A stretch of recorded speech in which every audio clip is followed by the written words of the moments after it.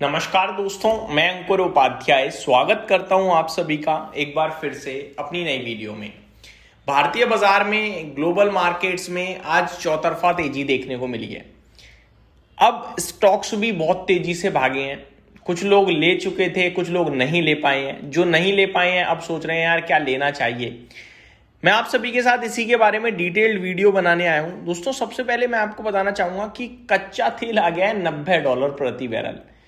मतलब ये सबसे बेस्ट चीज हो रही है जो अब हो रही है। $90 प्रति बैरल की बात करी जाए, 17% की गिरावट है।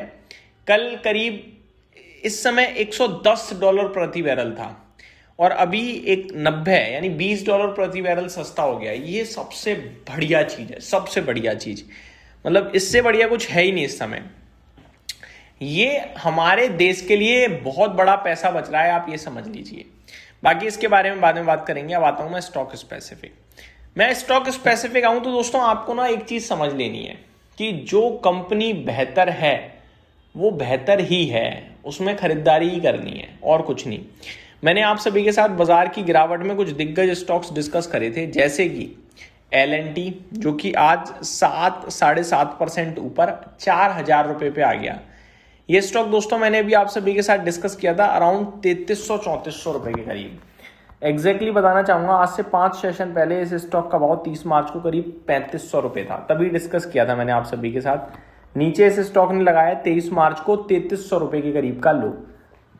मैंने आपके साथ 3450 के आसपास शेयर किया था। आज ये 4000 है। लग रहा है कि ये 12% ही तो ऊपर है, लेकिन ये स्टॉक वापस 12% गिरेगा नहीं। ये मूव नहीं करते भाई इतना। ये तो अभी कर गया क्योंकि मार्केट ही ऐसा था। अब आप एक और चीज सुनिए। ईरान डिमांड कर रहा है कि जो डैमेज हुआ है वो पैसा दो, दोबारा से बनाना है हमें। ये शर्त है ईरान की और इस पे यूएस एग्री कर रहा है। और ईरान ने जो गल्फ कंट्रीज में डिस्ट्रक्शन किया है, गल्फ कंट्रीज ईरान से डिमांड कर रही हैं कि जो हमारा नुकसान हुआ उसकी भरपाई करो। अब ये सारे काम करेंगी तो इंफ्रा कंपनीज ही। और मिडल ईस्ट में L&T का बहुत बड़ा नाम है। जो L&T की टोटल पोर्टफोलियो है ना, उसका 49% समथिंग तो मिडल ईस्ट से है। तो काम करने के लिए फिर इन्हें ही ऑर्डर मिलेगा दोबारा से, मैं आपको ये भी बताना चाहूंगा।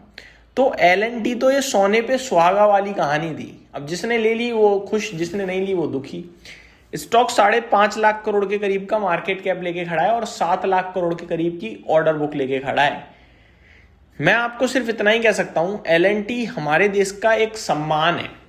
ये स्टॉक जब गिरे तब अगर आंख बंद करके भी ले लोगे ना, पैसा बना लोगे। लेकिन अगर ऐसी कंपनीज पे आपने शक करना शुरू कर दिया तो बाजार आपके लिए कठिन होता चला जाएगा। तो पहला स्टॉक तो L&T है, जो मेरे हिसाब से नो ब्रेनर टाइप आपके लिए होना चाहिए। दूसरा अल्ट्राटेक सीमेंट, ये मैंने 10,500 रुपए पे शेयर किया था, आज 11,600 है। इसको लेकर मेरा सिंपल ऑब्जेक्टिव, सिंपल व्यू रहता है भाई, कि मैं देश का सबसे बड़ी सीमेंट कंपनी ले रहा हूं। बिना सीमेंट के इंफ्रास्ट्रक्चर बन ही नहीं सकता। सीमेंट कंपनियां छोटी मोटी सीमेंट कंपनीज को तो खरीद चुकी हैं, चाहे अदानी हो चाहे बिरला ग्रुप हो। अब सीमेंट कंपनियां मार्केट में रह गई हैं कम, प्राइसिंग पावर इनके पास है ज्यादा। ये ना बोरियों के दाम बढ़ाएंगे धीरे धीरे। अल्ट्राटेक सीमेंट मेरे को खोने के लिए क्या है बताओ 10,500 पे। मेरा सिंपल मानना है कि भैया 10,500 से 13-14 रुपए हो सकता है। मतलब लार्ज कैप मेरे को 30-35% दे सकता है, तो मैं क्यों स्मॉल कैप मिड कैप की तरफ भागूं। और आप देखना ये भागेगा, 13,000 जाएगा। लेकिन हाँ, ये नहीं है अभी चला जाएगा, हो सकता है थोड़ा समय लग जाए, लेकिन 13,000 भी जाएगा, 14,000 भी जाएगा। अल्ट्राटेक सीमेंट में दो राय है ही नहीं। ये स्टॉक आज भी मैं आपसे कह सकता हूं कि इसमें दो राय है ही नहीं। अब तीसरा स्टॉक है दोस्तों श्रीराम फाइनेंस। आज तो ये टॉप गेनर है, 10% भागा है, लेकिन अब नहीं मैं यहाँ पे बोल रहा। ये 880 रुपए पे मैंने आपके साथ शेयर किया था। मैंने कहा ये तो गोल्डन अपॉर्चुनिटी है। अभी अभी आप देख रहे हो मित्सुबिशी ग्रुप ने इसमें खरीदारी करी है, क्यों डरना है, बेहतरीन कंपनी है। अभी छोड़ दिया तो फिर मौका नहीं मिलेगा। वो एग्जैक्टली काम कर गई लाइन। अब मैं आप सभी के साथ तीसरा स्टॉक डिस्कस करता हूं। ये तो मेरी अपडेट थी श्रीराम फाइनेंस पे। तीसरा स्टॉक है दोस्तों SBI, state bank of India. आज हालांकि कितना चला है मैंने ध्यान नहीं दिया, 3% ऊपर है, 1060। अभी ये स्टॉक घटकर ना 970-960 रुपए आ गया था। तब भी मैंने आपसे कहा था कि भैया गोल्डन अपॉर्चुनिटी, जिनसे छूट गया था मौका दे रहा है, ले लो। अच्छी बात है, लिया तो, नहीं लिया तो अब मैं आपको बताना चाहूँगा दोबारा 1000 के करीब अगर आता है तो ज़रूर ले लीजिएगा, क्योंकि अभी गिरने के चांसेस हैं। बैंकिंग क्षेत्र उतना स्ट्रांग अभी नहीं हो पाएगा एकदम से, तो गिरता है तो वहाँ मौके जरूर तलाशिएगा। 9,80,000 करोड़ के मार्केट कैप पे 11 के पीई पे SBI मिल रहा है आपको। 80-90 हज़ार करोड़ का तो एक साल में मुनाफा बना रही है ये बैंक, ठीक है। तो कुछ खोने के लिए यहाँ भी नहीं है, निश्चिंत तौर पे बने रहोगे तो पैसा बना लोगे, बस इतना ही कहना चाहूँगा आप सभी के साथ। 250 रुपये पे जियो फाइनेंस का शेयर खड़ा है आपके लिए, 220 चला गया था। 220 में जियो फाइनेंस में भी खोने के लिए कुछ नहीं है।